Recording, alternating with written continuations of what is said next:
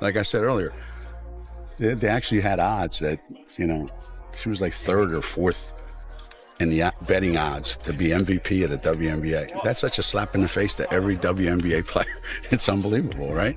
Revenge doesn't. But get this, she said no to that $1 million offer, the one that came crawling back to her years later. That's the worst part about new fans. They have no perspective. There's no context. So they just say ridiculous nonsense. Look, revenge isn't always loud and roaring. Sometimes it's just a whisper. One decision, one simple word, and suddenly everything changes. For Caitlin Clark, her revenge wasn't about social media shots or angry interviews. Her revenge was devastatingly simple. She just said no. No to Geno Auriemma. No to UConn's legendary program.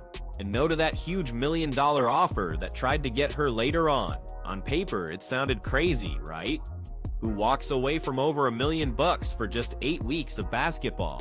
But this wasn't just some contract. It was a lifeline for a man who'd once dismissed her, talked down to her, and acted like she was an afterthought. When Clark rejected it, she didn't just pass on a paycheck. She absolutely humbled the guy who thought he could never be humbled. What does bother me is some of the people I deeply respect, their basketball credentials, their basketball history, their commitment to basketball and women's basketball, I think have really not covered themselves in glory with some of this commentary.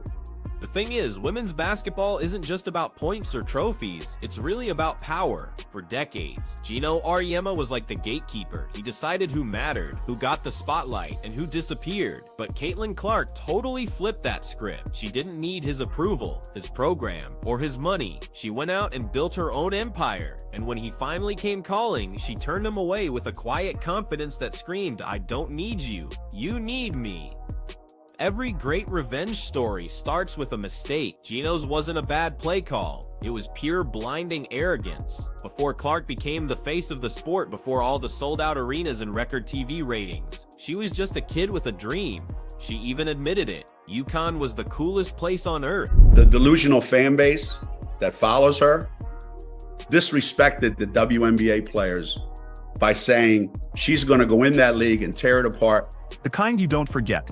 In return, that dynasty, that empire, the home of Diana Taurasi and Breanna Stewart, it was the absolute top of women's basketball. For a girl growing up in Iowa, nothing was bigger. So when recruitment time came, the path seemed obvious. The most electrifying talent of her generation, pairing up with the greatest recruiter the game had ever known. But here's what happened. The call never came. Geno never picked up the phone, never called Clark, never called her parents. He barely even sent a message through her AAU coach. For the greatest recruiter ever, that silence was deafening. And it wasn't an oversight, it was a choice. The message was crystal clear. She wasn't their priority. His excuse? UConn already had Paige Buckers. He didn't want 2 point guards. On the surface, maybe that sounds okay, but then came the real insult. Geno suggested that if Clark really wanted UConn, she should have called him. Think about that for a second. The coach who built his legacy on finding once-in-a-generation talent years before anyone else decided Caitlin Clark wasn't worth the effort. Then he blamed a teenager for not chasing him down. That wasn't just a recruiting miss. That was outright disrespect. She's got the wrong skill set to handle the physicality of that league, and she's a rookie. Clark just quietly filed that away.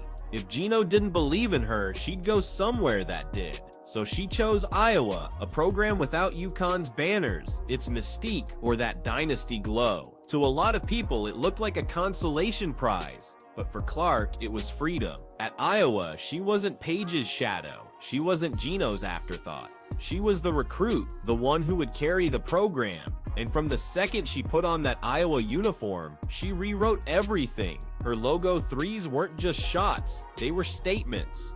Her sold-out arenas weren't just crowds, they were proof. Her record-shattering TV ratings weren't flukes, they were receipts. Every basket, every viral highlight, every broken record was a reminder. You missed out on this. Meanwhile, Geno doubled down. Instead of being humble, he just leaned into the arrogant. He brushed her off with condescending sound bites, calling her a kid playing like she's in the driveway. Instead of recognizing her as a generational force, he tried to shrink her brilliance into something ordinary. But ordinary doesn't sell out Madison Square Garden. Ordinary doesn't drag the WNBA into mainstream relevance. And ordinary definitely doesn't cost someone $1 million by choosing the wrong team. Delusional fan base that follows her disrespected the WNBA players by saying she's going to go in that league and tear it apart. There were actually odds on she's third or fourth in betting odds on being MVP at the WNBA. These people are so disrespectful and so unknowledgeable and so stupid that it gives women's basketball a bad name. Okay, so the kid was set up for failure right from the beginning. And get this, that's where the irony truly bites.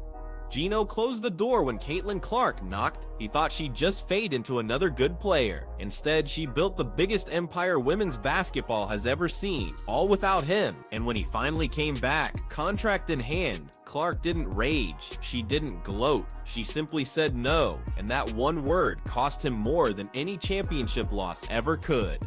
On top of that, Geno Auriemma just couldn't help himself. Anytime Caitlin Clark's name came up, he'd find a way to drag her back into comparisons with Paige Booker's. If Clark was fearless, well, Paige was too. If Clark was connecting with fans, so had Paige. It wasn't random. It was a strategy. By tying Clark's rise to his chosen players, Geno kept himself right there in the spotlight. He wanted the world to believe her success was nothing new, nothing separate from the dynasty he built. But those backhanded compliments were thin, and people noticed. Fans noticed. Analysts, other coaches noticed. And there's a lot of investors in this league. One investor, been trying to keep quiet about, his investment in the league ever since his comments that he made about a young rookie. Pretty much, had him in the headlines for about a month and a half. That is Geno Auriemma, dog.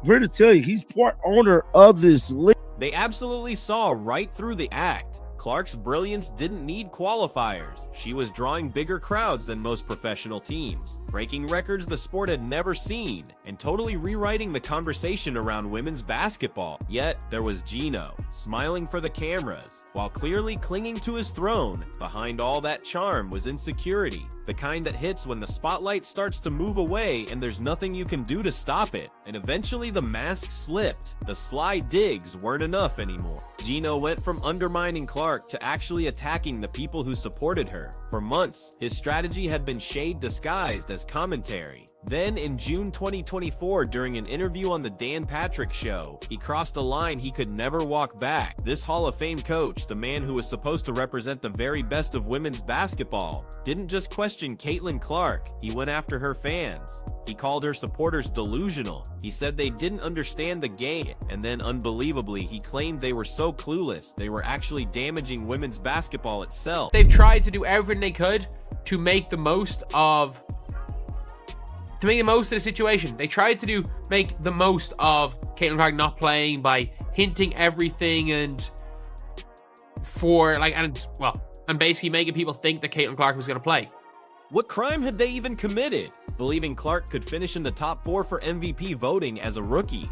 To Geno, that wasn't passion. It was just plain stupidity. And as Diana Taurasi put it, he noted, "This kid's in for a rude awakening." Think about that for a second. Millions of new eyes had just flooded into women's basketball because of Clark. Families were showing up in jerseys. Kids were camping out to meet her. Casual fans were tuning into WNBA broadcasts for the first time ever. And Geno's response wasn't gratitude. It wasn't celebration. It was insult. Instead of welcoming this wave of new energy, he mocked it.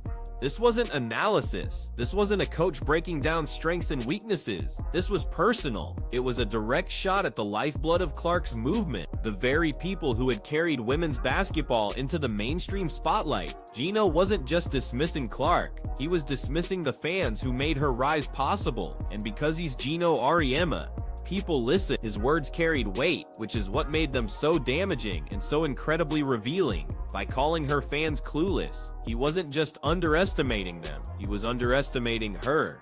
He was saying the hype wasn't real, that the success wasn't sustainable, that in the end, he'd be proven right. You see it on the NBA side, and you're going to see it on this side, where, you know, you look superhuman playing against 18-year-olds, but you're going to come with some grown women that have been playing professional basketball for a long time. Every new supporter who bought into the hype. But here's where the story gets really good. Geno wasn't right. He wasn't even close. Clark didn't clap back on Twitter. She didn't cut off interviews. She didn't need to. Her response came in the only place that mattered, on the court. And what followed wasn't just vindication, it was a complete demolition of Geno's credibility. Caitlin Clark didn't just win Rookie of the Year. She didn't stop there. She made all WNBA first team. And when the MVP votes were counted, she finished exactly 4th. Right where her supposedly delusional fans had predicted she would. The very prediction Geno laughed at became reality, and with it, his authority crumbled. It wasn't just a win for Clark. It was total vindication for her fans. The ones he had mocked and insulted. Every parent who brought their kid to see her. Every casual fan who tuned in. Geno dismissed them as a problem. Clark proved they were absolutely prophetic. And the beauty of it? She did it without saying a word. Silent revenge. No rant, no confrontation, no drama, just results. Night after night, she delivered performances that left no room for excuses. Logo threes, crossovers that froze defenders, assists that lit up highlight reels. By the time the awards came in, there was zero debate. She had silenced him without ever speaking his name. Do you see the poetry in? Geno had positioned himself as the ultimate gatekeeper of women's basketball knowledge. The wise elder who knew better than the fans, better than the media, better than anyone else. And yet, the fans were right. Clark was right. Geno was wrong. Every arena she sold out, every record she shattered, every accolade she earned was another reminder that he wasn't the kingmaker anymore. She didn't need him. She never did. And here's the wild irony. Clark wasn't even trying to prove Geno wrong. She wasn't chasing his approval. She wasn't even thinking about him. She was just being Caitlin Clark, and that was enough to expose him, enough to humble him, enough to show the world that he was no longer the one shaping the narrative. By the end of her rookie year, it wasn't just about whether Clark had lived up to the hype. It was about how completely she had obliterated every single doubt. Geno's insults didn't age well. They aged like milk in the sun. His comments about her fans now read like some of the worst takes in sports history. Bitter, insecure, and embarrassingly wrong. But Geno couldn't let it go. Being wrong wasn't something he could stomach. And by now, it wasn't just about Clark's game. It was about what she represented. The changing of the guard, the shift in power, the undeniable truth that women's basketball no longer revolved around him. And instead of accepting it, he did what he always does. He kept talking, interview after interview, podcast after podcast. Her name was never far from his lips. And each time the pattern repeated, a little praise, a little dig, a compliment wrapped in a disclaimer. But the more he talked, the more obvious it became. Caitlin Clark wasn't just rewriting the record books. She was living rent-free in Geno Auriemma's head. At some point, words just weren't enough anymore. Geno Auriemma had spent months trying to shape the narrative with sly comparisons, backhanded compliments, and digs at Clark's fans. But Clark kept winning, kept shining, and his influence just kept shrinking. So he pivoted. If he couldn't control the narrative with his mouth, maybe he could do it with money. That's how that $1 million offer came into play. By then, Geno had already tried everything. He ignored her as a teenager. He brushed off her rise. He belittled her support. He tried to reframe her stardom as just another byproduct of UConn's dynasty. None of it worked. Clark kept climbing, and Geno just kept fading.